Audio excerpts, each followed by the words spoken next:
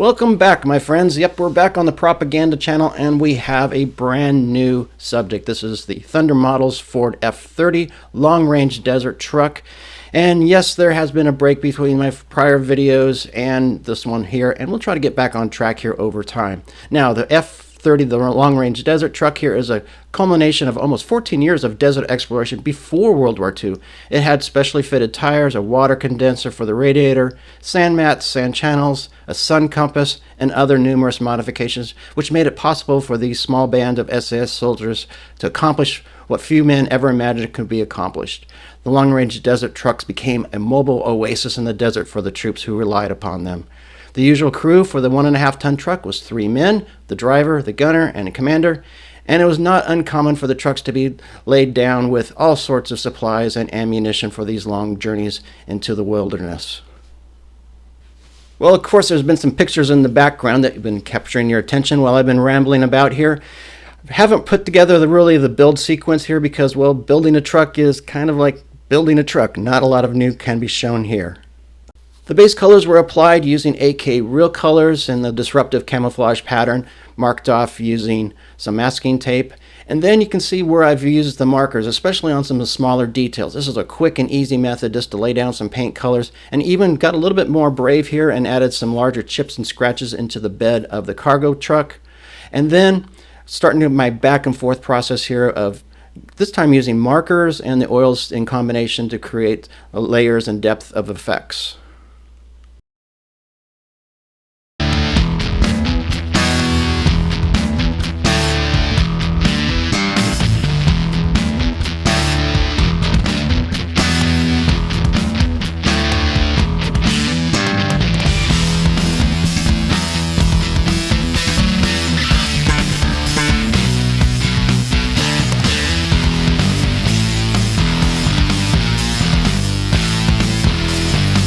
A special thank you to all my amazing Patreon members for your incredible support. Your contributions help me continue to create content for this channel.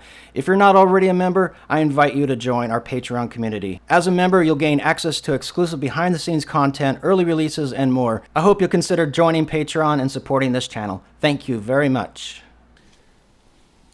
With all the base colors in place and even a little bit of weathering that we've accomplished already through those bottom layers of using the markers and the oils already, now we're going to really concentrate on the weathering effects and some discoloration and fading and things like that.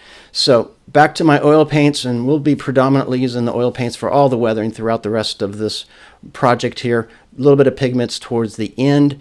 I really enjoy oils, as you will know if you've watched any of my videos in the past. If not, check them all out because there's a lot of oil painting to be seen on those.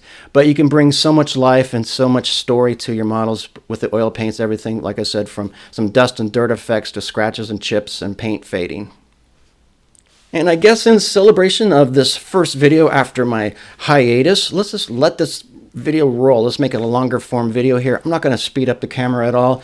We'll just let the camera roll in real time here so you can get a real good sense of the brush strokes and how much time it takes to apply the oil paints, the back and forth between applying the oils and then the blending brush and how I clean things up. And you can just kind of watch it all happen and unfold in front of your very eyes in real time.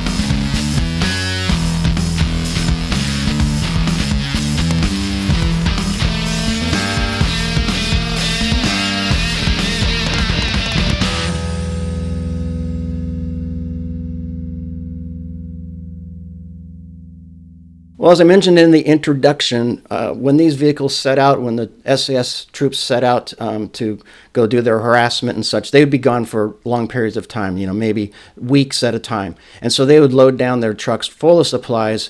And so I wanted to simulate that, of course, with this vehicle as well on my model here. So I start out with some value gear resin pieces. These are boxes and tarps and all sorts of different little odds and ends. And then I'm making good use of the markers, doing what they do best, taking care of some of the smaller details. I'm adding the base colors to these pieces using the markers, and I'll come back later with some acrylics over the top of them, but this is a very easy way to get a first start here. Notice I'm not even worried about priming. The paint sticks so well even just to the plain resin finish.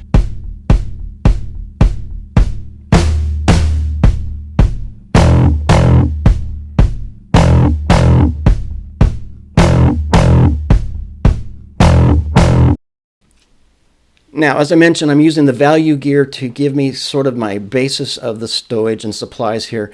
But one problem, at least in my opinion, that just using the resin pieces by themselves presents is that it's kind of an unnatural look. It always seems like they don't quite set properly. They don't fit quite right. They don't feel like they're part of the scene itself. So that's where coming in and making your own tarps and blankets just to kind of tuck around things really sets everything up together so it looks like it's all integrated into this kind of a hodgepodge pile of stuff in the back of the truck here. So I'm using Magic Sculpt here, 2-part epoxy putty, so I've mixed those two together. I've got a piece of parchment paper and baby powder, so it smells really, really good so it doesn't stick, and just rolling out as thin of a sheet as I possibly can here. And after a little bit of work, we'll get it ready to go, and then we'll cut it to size.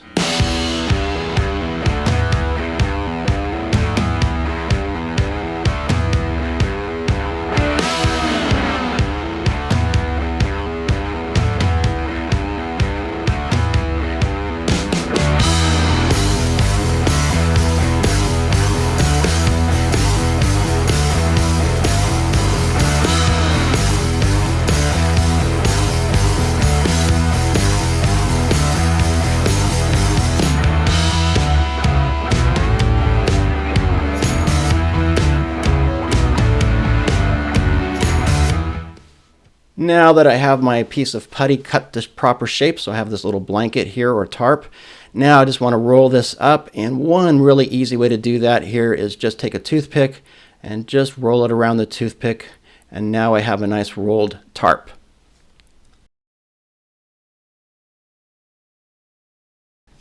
And now once I have my blanket, now it's time to start snuggling everything together here. So just basically one piece at a time. I'll just add those in and around these resin pieces. Notice I've already pre-painted. I painted up all those resin pieces. So the bottom layer basically is painted, pre-painted now, ready to go. And now I'll just start adding extra layers of these homemade blankets and tarps and just snuggling them around and getting everything to kind of fit together and look like it's all nice and...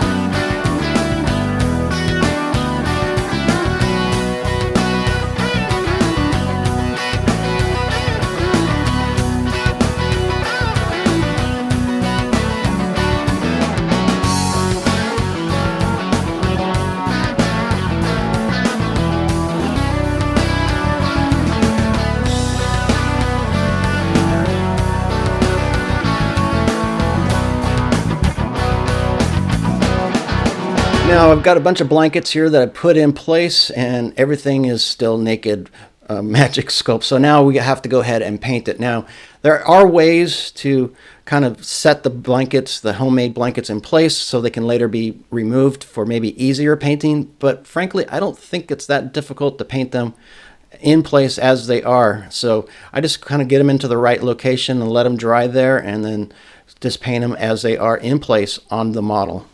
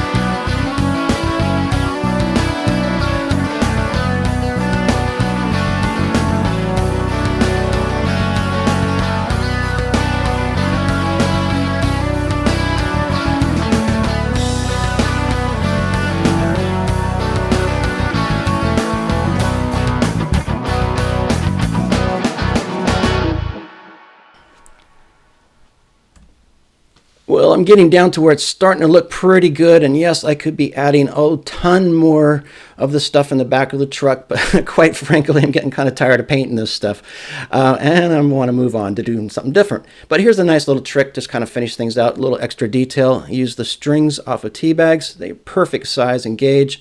Give it a little bit of color, and these make great little ropes and tie downs for your vehicles. Add these to the petrol cans so they all look like they're integrated. And I've got a slot here, kind of like putting puzzle pieces together. And it should just slide right in there. Yep, there we go. And with that, we're getting close to being done. I have more to do, of course, but not on this video, not really being shown. We are already long enough. Here are some sequences, some photographs of the sequence of build, including building the truck here, so you can get an idea of the entire process here in photographic form. If you like this video, please give it that thumbs up and subscribe to the channel. If you'd like to see more content like this in a more intimate settings, if you will, I do have a Patreon page. Go check that out. The link is in the description below. And with that, we're going to say goodbye on this video. And till the next time, take care and happy modeling.